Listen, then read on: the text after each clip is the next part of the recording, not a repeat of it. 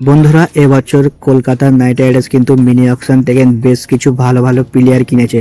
তার সাথে সাথে কিন্তু কলকাতার সব থেকে ভরসমান প্লেয়ার রাসেলের কিন্তু ব্যাকআপও সে মিনি অকশন থেকে কিনেছে।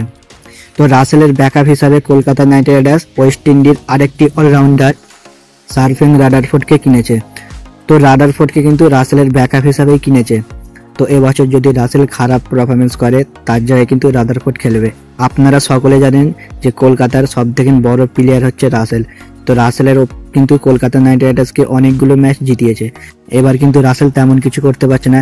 সে কিন্তু IL T20 লিগে ভালো পারফরমেন্স করছে, কিছু কিছু ম্যাচে কিন্তু ভালো পারফরমেন্স করছে, আবার উইকেটও পাচ্ছে। তো এবছর IPL দেখা যাক সে কেমন পারফরমেন্স করতে পারে, কারণ আপনারা সকলে জানেন আগের মতন কিন্তু রাসেল এখন বোলিং করতে পারে না আর ব্যাটিং করতে পারে না। এখন কিন্তু ইনজুরি হোম প্লেয়ার। এবছর কিন্তু রাসেল আগের মতন ফর্ম ধরে রাখতে পারেনি। তো তার জায়গায় কিন্তু রাদারফোর্ড সুযোগ পেতে পারে। তো প্রথম ম্যাচে কিন্তু রাসেলকে সুযোগ দেবে।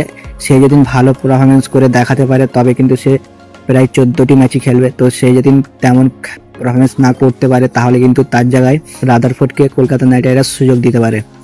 তো আপনারা কমেন্ট করে জানান যে কলকাতা নাইট রাইডার্সের স্কোয়াডে কোন প্লেয়ার সুযোগ পাবে, রাসেল না রাদারফোর্ডও কিন্তু রাসেলের মতন বড় বড় 6 মারতে পারে।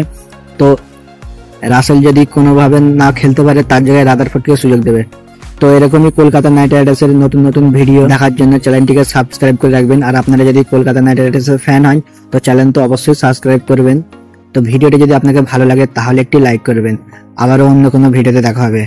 ধন্যবাদ।